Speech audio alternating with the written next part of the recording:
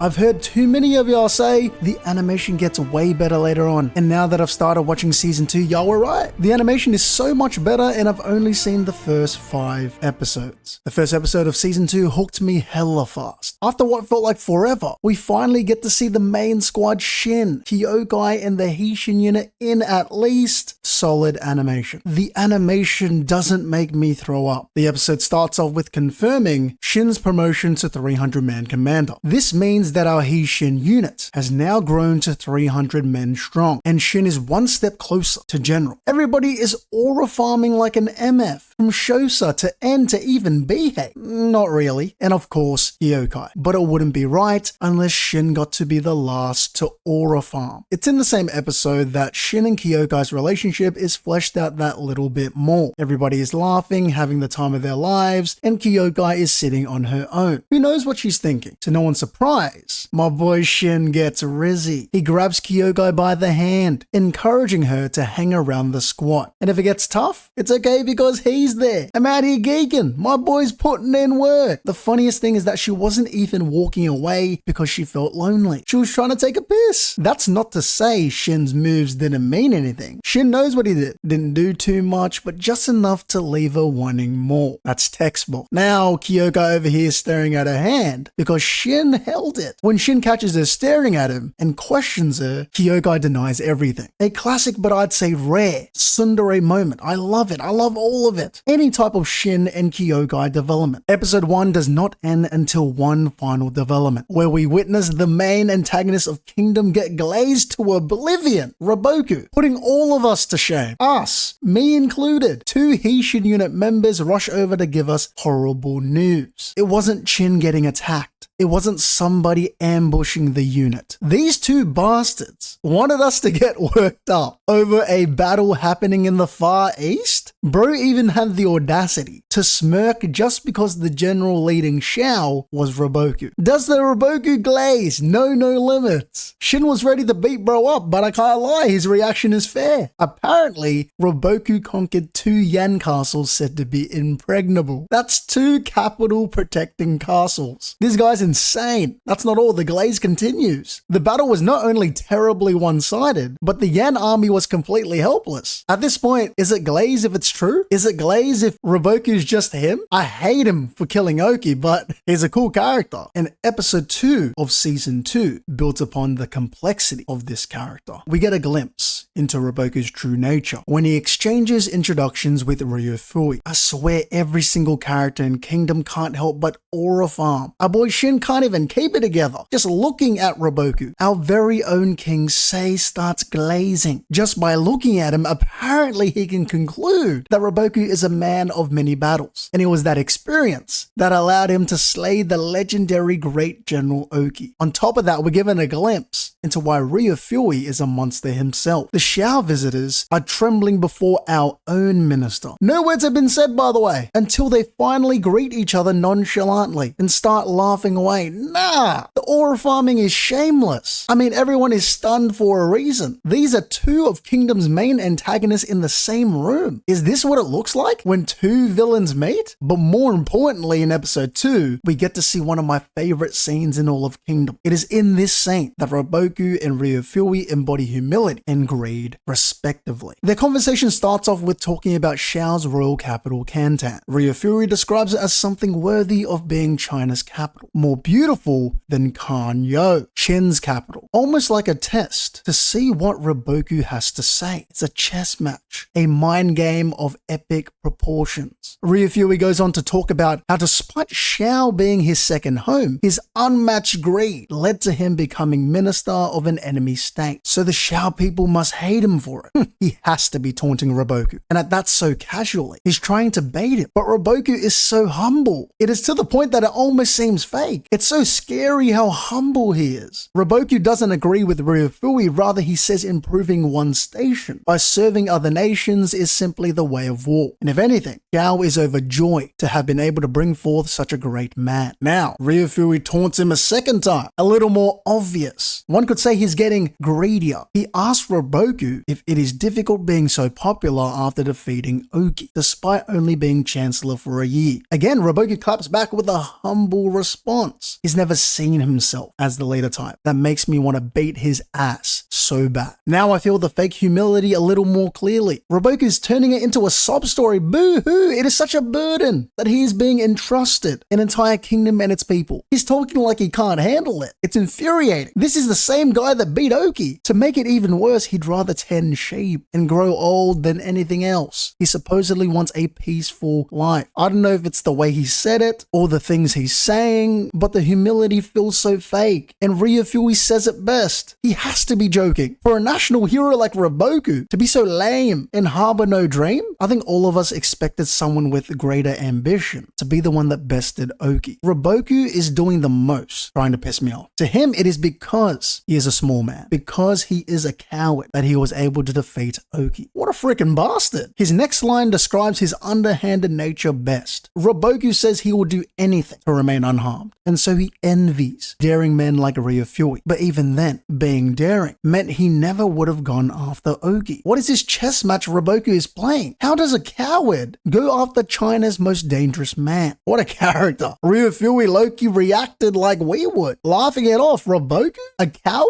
Now, this is by far the best part of episode 2. I'm hyped. Ryufui has had enough. He pretty much says enough with the games. This is the reason he lured Roboku to Kanyo in the first place. He'll have him die here after all. What? This is how he goes? A true coward's death? He ain't wrong in his reasoning. Roboku isn't a normal tactician. He is definitely worth killing and risking Chin's honor. He can call himself a coward all he wants, but that's no way to show off greatness. Ryufui had to snake in some hidden glaze. As greed personified, he usually writes off people like Roboku, but for some reason, he comes off as scarily powerful. The glaze knows no limits, but I'm here for it. We need a legendary villain. But of course, the chess match continues. Ryufui, the greedy merchant, predicts that surely Roboku knew this would happen. So he wants to see how he will get out of this. Not only that, he mocks him. I love it. How will Roboku, the genius, solve this pickle? Roboku came prepared with a gift. The most intriguing thing comes out of his mouth while he lays down a map of China. If you will allow me now to speak as a Qin strategist. What is he cooking? Ryufui loves it. I love it. First, he takes us to school, giving us what is essentially a tier list of the 7 warring states. Qin and Chu are S tier, Xiao, Wei, Qi, and Yan are A tier, with Han as the sole B tier. But the main issue with conquering Han is that any attempt is stopped by immediate reinforcements from Xiao and Wei, because again, Han is the shield stopping Qin from conquering the other two. This is why instead the better plan, as laid out by Roboku, the genius, is to beat down on Wei to the point of being unable to send reinforcements to Han. And when the time comes for invading Han after Wei, Roboku vows that Xiao will not help. That is indeed a juicy offer. Essentially dressed up in beautiful rhetoric, Roboku offers a Qin-Xiao alliance. The audacity of this man to offer such a thing after slaying our hero, our goat. Roku Omi is us if we were in the show. He starts crashing out before Ryufui suns him. Know your place. The royal court is no place for soldiers. Despite being surprised by such an offer, Ryufui still refuses? Just listen to what this greedy bastard has to say next. Of course, Roboku would offer an alliance. It's beneficial to both of us. But for Ryufui, Roboku's head is the greater prize. After all, he is Xiao's one and only treasure. I'm witnessing such a political masterclass. One of the absolute highlights of Kingdom. It's funny because Ryufui, with his merchant nature, sees this situation as a negotiation, countering Roboku's offer. Ryufui is so sneaky, he not only demands an entire castle, but he casually asks for Kanko, a city that he knows Roboku reinforced as soon as he became chancellor. A city that holds great military significance due to bordering multiple states. A crazy demand. Ryufui, the greedy merchant, is trying to squeeze out not a little bit, but a lot more profit. He really is greed personified. When Roboku suggests a different castle, Ryufui agrees, but only if it's 10 of them. I can't lie, it was so badass when he said that he has never once budged from his bottom line. In the end, Ryufui won the chess match. Wow, to think he would attain Kanko on top of an alliance.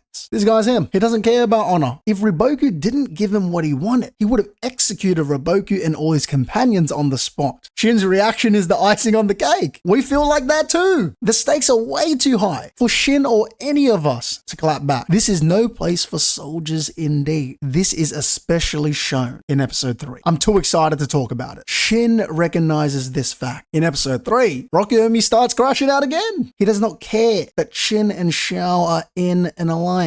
To him, it's fickle. He low-key got rage baited by Riboku. So being mad already, he gets into it with a Chin official. Bro got so mad that he was about to body slam this guy before Toe absolutely mogs him. Rokyomi couldn't move an inch. After Toe stepped in, not only that, he instantly calmed down when Toe used his Conqueror's Haki. This guy Toe commands so much respect. He's so cool. And to make it funnier, he just drops the official onto the ground anyway. The next scene I really enjoyed was Shin proclaiming to Riboku that he will be the one to defeat him. He knows Shin wants to avenge Oki. So guess what? He says, "Too bad I won't be dying here. What a shame." This guy is doing such a good job being irritating. Funnily enough, Shin does not fall for the bait. He ain't with the games. The one who defeated Oki can't die in a place like this. Also, seeing Shin be so proud of all the things he inherited from Oki, he learned from Oki, is awesome. Oki's glaive isn't the only thing he inherited. Shin first declares that he and his Heishin unit will one day be known throughout the entire land. Then what he says next is beautiful. "Hammer my face and these words into your mind, Riboku. The one to kill you will be Shin of the Heishin unit." So epic. That is massive balls. To make it sweeter, this has to be one of the few moments where Riboku seems super genuine and serious. And of all things, when it's a threat. Betting on his good memory, Riboku vows to not forget Shin's face or his words. What comes next is even more epic because what Riboku says is true. Shin will only be able to defeat him if he surpasses General Oki. Our boy Shin stands on that. That's always been the plan. You love to see it. Shin being firm rather than just loud. It's different. We also get a scene where the Shin and Kyokai ship gains a little bit of stocks. After what seemed to be a glorious feast, Kyokai wakes up to Shin sleeping on her chest, but she doesn't pay any mind to it. If anything, she said, "That's my husband." Kyokai might seem slightly shocked for a second, but she's at peace when she's with him. That's when you know they're made for each other. I know Kyokai secretly loves it. And me, on the other hand, I love it not so secretly. Episode 4 is just as good, introducing for the first time someone else in Shin's generation, a fellow 300-man commander by the name of Ohon. Before talking about their encounter, let me break down how brilliantly it was set up. Earlier in the episode, a Wei soldier taunts the Heishin unit and demands to fight Shin. But our boy shows that there's levels to this. It doesn't matter how big the opponent is, Shin is damn near furious that his only competition is fodder. Not to mention, it is so typical that he couldn't help but aura farm after one-shotting him. He ain't got time to waste on scrubs like this guy apparently. Alright, Shin. Okay, baby. After all of this goes down, Shin gets a surprise visit from Big Bro Heki, who just happens to be traveling towards Eastern Chen, right next to Wei. Heki tells us that now is the time for our alliance with Zhao to bear fruit. Shin will be able to focus only on Wei. The plan is to take all 20 castles in the Sanyou region. This is all an inside scoop, by the way. Heki went out of his way to let our boy know, but not for no reason. He takes us and Shin to school to climb the ranks. Means winning big in huge battles like the one coming up. This can't happen though if the Heishin unit doesn't hold an important position within the army. It's simple. Being in the heat of battle always means great opportunities. If anything, now isn't the time for Shin to be complaining about fodder. It's coming full circle. The plan now should be to stack win upon win, no matter how small, to improve their position when the army is officially assembled. How mature of Shin to recognize that he is not the only one reaching for the top. At the same time, how boisterous of Shin to loudly proclaim that he won't lose to any of them. I love the duality. Like Shin said, Heki a real one. It would honestly hurt me so bad if Heki died. Later on in the episode is where we finally meet another 300-man commander by the name of Ohon. Don't be surprised, the first thing he does is aura farm. It's nothing new. The first thing we know about Ohon is that his unit decimated the enemy forces before the Heishin unit got there. Believe me when I say this guy is the most irritating, condescending, annoying little bastard ever. Like, bro, he thinks he and his unit are so cool with all their shiny armor and weapons. We get it. Your daddy's probably rich. The two units then exchange introductions where we find out that Ohon also leads a special unit called the Gyokyo unit. Nah, because their reaction to our dogs being the Heishin unit pissed me off. Oh, if I could throw hands, I would. The audacity for them to laugh in our faces, me included. I don't know what irritates me more, Ohon not stopping them or the fact that he isn't laughing with them. He genuinely, seriously looks down upon us for being from the countryside. His apology doesn't even seem real. Finally, Shin starts crashing out. He better have before I put a freaking hole in my monitor. I thought Ohon pissed me off before, but when Shin was trying to say they're both 300-man units, Ohon begged to differ. Long story short, the Gyokyo unit grew up on daddy's money, had mommy wipe their ass. Seriously though, they were set up for success. Military school, training with weapons since birth. I can see where Ohon is coming from, but he doesn't have to be an asshole about it. Nah, because he said we're a bunch of farmers and plumbers. Understand me, he said we're the Charlotte Bobcats and we're just happy to get any type of victory. He said it makes him sick to be compared to us. To put the cherry on top, he said it's a mistake to have us foot soldiers be in a special unit in the first place. He said we best serve as ants, or in other words, to obediently carry out orders from our superiors regardless of our own desires. I know that struck a chord within Shin. It damn sure struck a chord within me, and Ohon said he's not trying to belittle us. I don't care if he's right, that foot soldiers are the fundamental power of any army. We the Heishin unit aren't stopping here. I kept thinking it would eventually stop, but he just kept going. He even disrespected Oki, implying that he was the fool that put Shin up to this, that he made Shin supposedly dream above his station. Honestly, I just realized Ohon rage baited me hard, but Shin doesn't even know or he doesn't care that he's being rage baited. He's not having it and tries to hold him back, and Shin says, "Get off me." He's standing on that. Shin said to Ohon once the fighting starts, we're all the same. In fact, trash talkers like him, he's killed plenty of them. Ooh, I know Ohon tight right now. Now, this next part, I can't defend. He got his old ass adjutant to make us fall in line. That is disgustingly shameful. But note how Kyokai didn't react. She's one of them ones. I mean, the unit can't help but be mad. He got their ass. Their ass. Not mine. It's not us anymore. He didn't get me to fall in line. Again, Shin isn't having it. He finally pulled out his sword. Yo, old man, you better get off your horse right now and apologize. Banyo calling it a toy sword was the last straw. Shin actually pounced at him not long before Ohon came in to save the day, giving us a clash for the ages. Holy crap. It's scary hours. It is a beef that surpasses Drake and Kendrick. Ohon got real serious for just a second. He says, "Shin, you're a slave trying to be a general? I hate the way that you walk, the way that you talk. I hate the way that you dress." He literally hates the way he dresses because Shin used to be a slave. He doesn't stop there. He said the race to become the next general has already begun and Shin is nothing but an annoying weed. 1,000-man commander is the highest he could hope for. For fair reason, Shin loses it again. He walks Ohon down, but I can't lie, Ohon sunned him. You can tell his spear technique is too seasoned. I thought Shin was done for until Kyokai pointed out that Ohon actually hit him with a flash speed reverse thrust. That's tough. I can't say nothing. Actually, I can. Ohon had to use a named attack against Shin. That's props. That ain't copium. He had to use the dragon finger. Finally, enough with the fake pleasantries. Ohon outright says, honestly, y'all been annoying us for a minute. If y'all are really listening though, what he's saying is the Heishin unit has been keeping up with him. The fact that Ohon feels the need to create a gap between them means he acknowledges their fates. Before their conversation ends, Shin finds out that this guy's name is Ohon, the same as our beloved Oki. That has to hurt knowing he shares the same name as someone we admire. This asshole. He continues the disrespect, almost trying to say he's better than Oki because he's part of the main family, while Oki wasn't. He really left trying to tell us to be ready for disappointment? I know my boy Shin got us.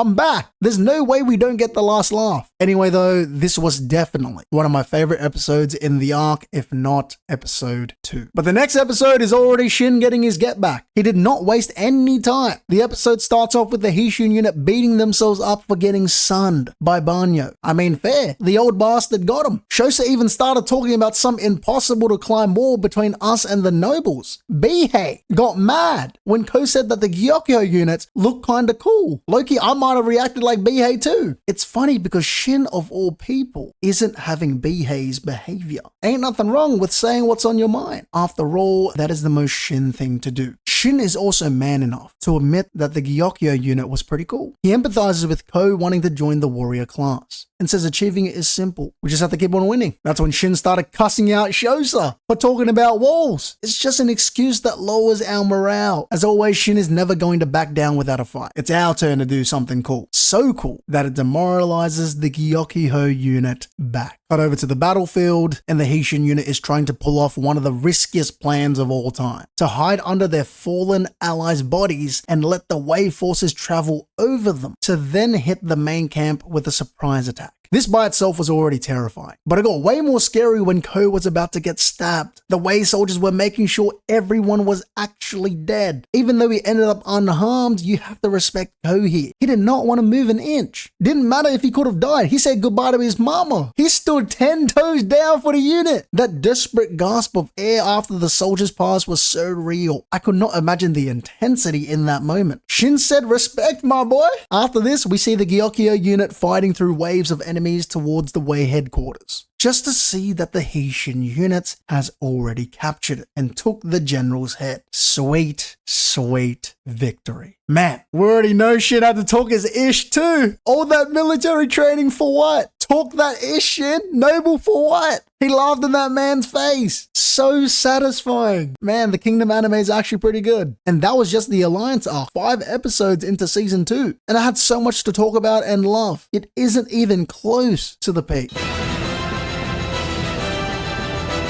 Episode 6 begins with meeting the Queen Mother of Chen, or in other words, Sei's mother. She's a baddie. What can I say, except she's hot. She fits that classic matriarchal archetype that you see in fantasy. The strong woman, usually a queen, that is terrifying as she is beautiful. It is safe to say that her royal harem, as the third faction, is extremely powerful. Clearly she rules through fear, but still, every single woman in the royal harem remains obedient to her. It must be such a useful ability to be able to use her beauty as a means to confuse all those that gaze upon her. Like, how can someone look so beautiful and so graceful, but at the same time be so cold? Later in the episode, we see a really good example of the Queen Mother using her sensual nature to her advantage. It shows just how powerful she is when she can make even a eunuch feel flustered. First of all, it should have been me. Second of all, I don't blame him. The Queen Mother wants to do the pocket challenge? Bro is living the dream. Near the end of the episode, Sei meets with his mother for the first time in a long time. Of course, the first thing that the Queen Mother tries to do is assert dominance. But with every attempt, Sei, being the firm guy that he is, does not succumb to her aggression. You can tell frustration is not something she is used to. This is the one person that does not tremble in fear in her presence. Since the direct intimidation approach doesn't work, the Queen Mother resorts to psychological warfare.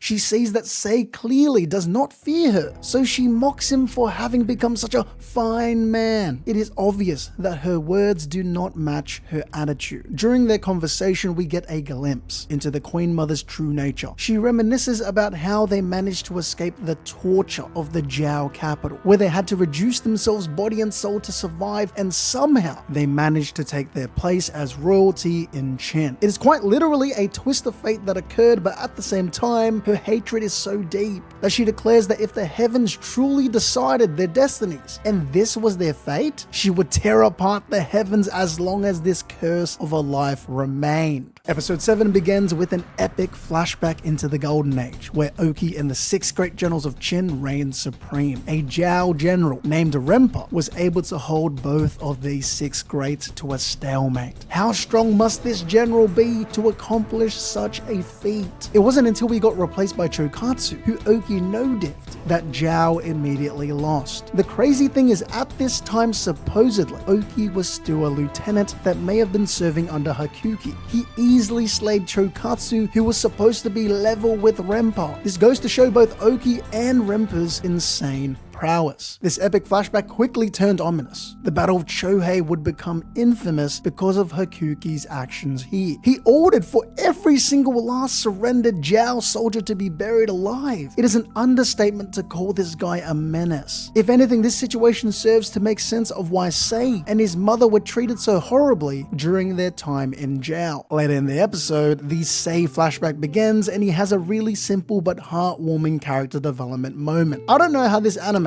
made an entire scene about the moon so interesting. It is here that we meet a girl named Shika. She drops some bangers. For one, she said she used to hate the moon because it always seemed like it was shining more beautifully when she was down, almost like it was laughing at her. That's real. Shika said it wasn't until someone came along, her adoptive father, that she came to realize the truth about the moon. How poetic is that? She is the one that happened to come along for Sei. They both then share in the truth about the moon. The message her father left behind was that the moon simply shines brighter than usual to cheer us up and onward. A message as beautiful as the moon itself, enough to move anybody, especially me. Sei, being mesmerized, says it all. Near the end of the episode, Shika resolves to save Sei after her two trusted comrades question her about having second thoughts. Their adoptive father was the one that lent a hand to save them from certain death, and now before them is a young boy that needs a same hand to save him from likely death. I'm being moved, man. Shika said, what second thoughts could she have? She said, oh me, all my life, I will return Sei to his kingdom. Episode 8 begins with Sei fighting his demons, or rather a demon. Standing before him is the manifestation of his own doubt, the unshakable doubt that he could never be king. Every attempt to sleep inevitably turns into a nightmare. It goes beyond trauma. It's torture at this point. All he can hear are the voices of those that suffocated because of Chohei. There has never been a time where Sei did not get blamed for what happened to these people. Later in the episode, we get a really good physical representation of how deep Sei's trauma goes. Sei, while hiding in a barrel, is shot and does not make a sound. Like Shika said, how on earth does a child not cry when an arrow has pierced his arm? Let alone not bat an eye when that same arrow is pulled out. Shika is correct in saying that childhood hardship can suppress emotions, but like she also said, it goes beyond that. Sei is broken. It is so sad to see. Near the end of the episode, the demons get worse. Sei no longer needs to sleep to have these nightmarish attacks. Low-key, the demon was keeping it real. Sei is trying to escape back to Chin, and who's waiting for him? His father? The same one that abandoned him in the first place? His mother doesn't even want him, and she gave birth to him. It's all because of Sei that she couldn't live her lavish life in Zhao. I can't lie. Sei, already being down in the dumps, is probably hearing these as some convincing ass points. Sei ends up running away into the forest, leading into one of the series' most emotional moments. Shika chases after Sei only to see him stab a stick through his wrist. Like all of us, she's shocked. But the saddest thing is that he can't feel the pain. To make it worse, he can't taste. He can't smell. He can't feel warmth or cold. Of course, he doesn't feel like he can be king. He doesn't even feel like he can be a human. It is nothing short of heartbreaking to see that Sei consistently felt so much abuse to the point that all he could feel was nothing. Shika is a real one. To think this child had to endure so much pain because of something out of his control. A little boy not even 10 years old, and no one helped him. Not until now. Not until best girl Shika. You can be king, Shika proclaims.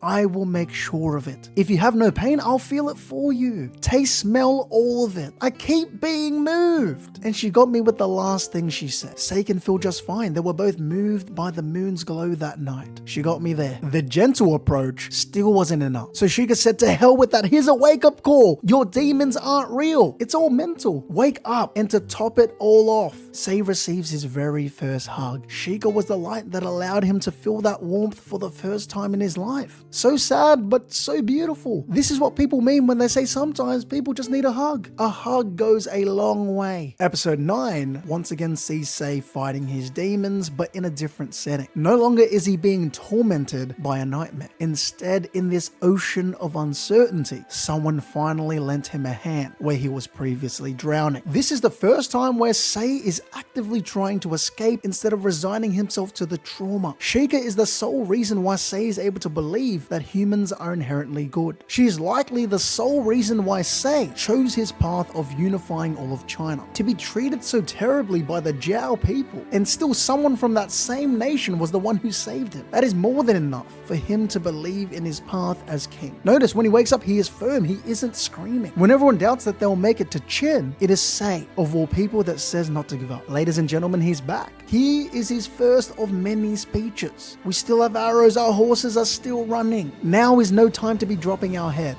one step at a time. All we should be thinking about is getting a single step closer to Qin. How epic and how heartwarming and funny to see Sei tell Sheikah it's not like her to give up so easily. Sheikah says it best, Sei has woken up. That's our king, that's my king. Later in the episode, Sheikah displays a level of selflessness that is damn near impossible to match by anyone, a true sacrifice. While Sheikah is fighting for her life, pulling arrows out of her arm, Sei is trying his best to keep his promise to her, to look forward no matter what. A bittersweet but courageous message. Sei then questions Sheikah about what we've all been thinking. Why has she gone through such lengths for him? For one, she was also saved by a complete stranger, the man that would become her adoptive father. And right before he passed, he asked Sheikah to do something for someone else down the road if the opportunity ever came. But for Sheikah, it goes beyond that. I can't help but continue to be moved. One moment after another. She simply wishes to see the moon with Sei one more time. And all this is enough for her to put her life on the line for him. Of course, right before help arrives, Sheikah tanks every spear, arrow, and blade thrown at Sei. So when he finally can't help but turn around, she is already done for. Near the end of the episode is unfortunately our last moments with Sheikah, the one responsible for the insane willpower Sei has today. On the brink of death, and still, Sheikah's first thought is Sei's well-being. So sad. They just made it to Qin, but she barely didn't. Seeing Sei try to hold back tears is depressing, man. He's right though. It's because of her, of all the people that sacrificed themselves, that he will be king. Sei being able to name every single person is more than just gratitude. It's pure sincerity. What Sheikah says next is straight facts. His unfortunate birth meant that he walked a path that no royalty has ever, let alone thought possible. But at the same time, no one has become king after experiencing such hardship, which is why she believes that he will be a greater king than anyone else. There we have it. Not only do I believe that, but right here was the origin of his dream. The most bittersweet part of this backstory is that Sei is crying his eyes out for someone that he only met recently, when the entire time he held nothing but emptiness in his heart. He was indifferent towards his own mother, but it was Sheikah that literally opened his eyes. It was Sheikah that allowed him to do what a normal child would, cry his eyes out because he's sad. What a backstory, and what character development.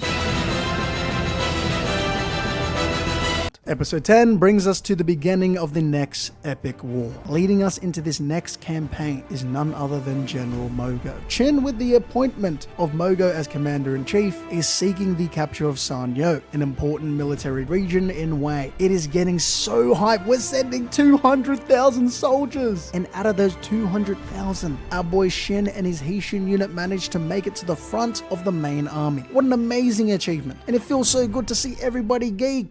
Of course, Ohon can't let our dogs be happy for even a second. That old bastard Banyo starts rage baiting as soon as they arrive. Ohon tries to belittle Shin and his unit, dressing it up as advice, but Shin isn't having it. It isn't a real conversation with our boy if he doesn't remind us that his Heishin unit will achieve the biggest victories of any given campaign, that he will be one of the greatest generals in the world. Later in the episode, we find out just how evil the Queen Mother is. She is the definition of callous when it comes to her own son. First of all, not a single bit of maternal instinct was felt when Sei visited her. How sad. Seeing his face did nothing. Hearing his words did nothing. She pretty much said, if he dies, it ain't got nothing to do with me. The messed up thing is that she feels the most for Rhea Fui, someone that she hates more than anyone else, yet at the same time, she said no one else excites her more than he does. She's freaked out of her mind. She way too damn horny. She's pushing 40. She way too damn old to be a deadbeat mum and doing fatherless activities. Her backstory is pretty tragic though. To make it more sad, in her prime dancing days, even people from towns on the edge of Zhao would visit just to get a glimpse at her beauty. This is quite literally a fall from grace. Someone this evil, this broken, used to be known as the Jewel of Kantan. Near the end of the episode, Ryufui rage baits the heck out of the Queen Mother. What happened, Jewel of Kantan? More than enough to make her crash out. It is here that we learn more about Ryofui's true character. The best way to describe it is city boys up, baby. Bro promised to spend his life with her only to hand her off for the bag. Hashtag waste her time. This is some nasty work from Ryufui. Doing all this for a bag? To crack some concubines? If one thing about Ryufui can't be denied, it's that he's gonna get his paper.